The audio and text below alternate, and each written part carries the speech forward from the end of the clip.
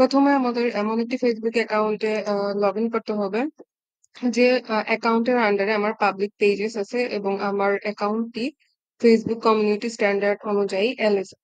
So আমি আমার Facebook অ্যাকাউন্টে লগ ইন করলাম। ফেসবুক অ্যাকাউন্টে লগ ইন করার পরে আমাকে সেটিং অপশনে যেতে হবে। সো আমি সেটিং অপশনে আসতেছি। এখানে সেটিংসে আসার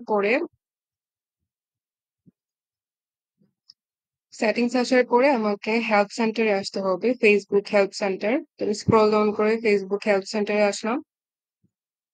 ফেসবুক হেল্প সেন্টারে আসার পর এখানে সার্চ অপশনে লিখতে হবে রিকোয়েস্ট ভেরিফিকেশন পেজ।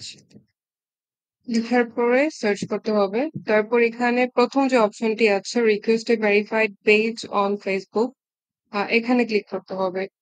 এখানে ক্লিক করার পরে আমাদেরকে এখানে একটি আর্টিকেল শো করবে। সো এই আর্টিকেল থেকে আমরা verify verify your profile or page এই অপশনটাতে আসবো।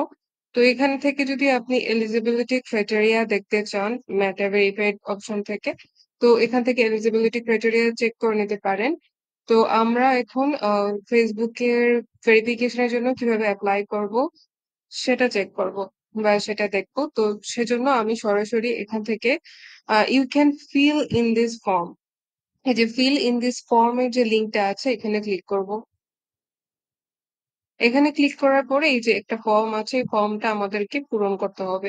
তো প্রথমে এখান থেকে যে আমি পেজ ভেরিফাই করতে যাচ্ছি নাকি প্রোফাইল ভেরিফাই করতে যাচ্ছি সেজন্য দেখবো। তো আমি পেজ ভেরিফাই করতে যাচ্ছি, তো আমি পেজের অপশনটাতে সিলেক্ট করব।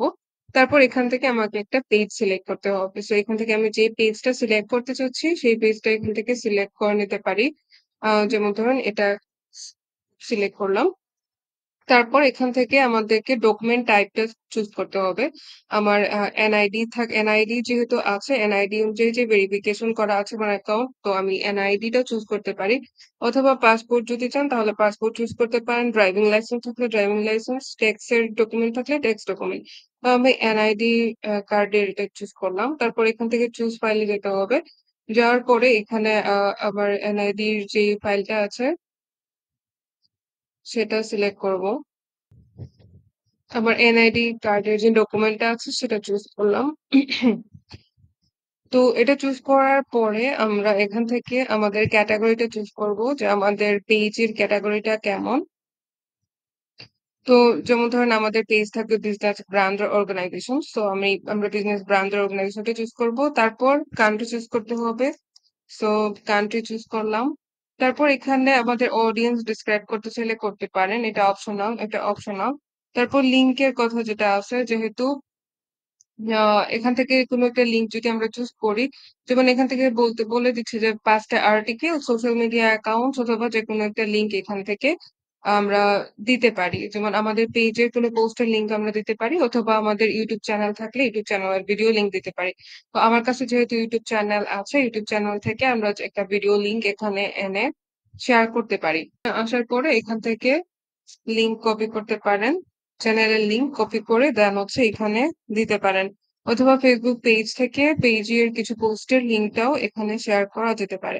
তারপর এখান থেকে সেন্ড অপশনে ক্লিক করবেন।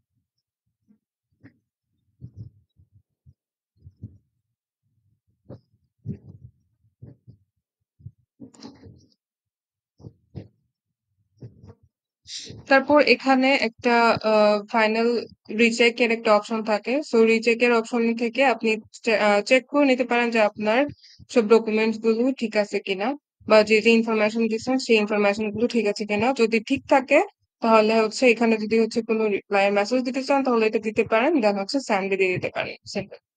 তারপর স্যান্ডে যাওয়ার পরে ফেসবুক কিছু 1-2 দিন রিভিউ এর জন্য নেবে। 1-2 দিন রিভিউ কমপ্লিট হয়ে গেলে সে আপনাকে আপনার যদি ভেরিফাই এর জন্য এলিজিবল হন তাহলে আপনাকে পেজ ভেরিফাইড পেজ দিবে। আর যদি এলিজিবল না হন তাহলে একটা ইমেল অবশ্যই দিবে। তো দুইটা ক্ষেত্রে ইমেল দিবে, ইমেলটা চেক করতে হবে। দেখছে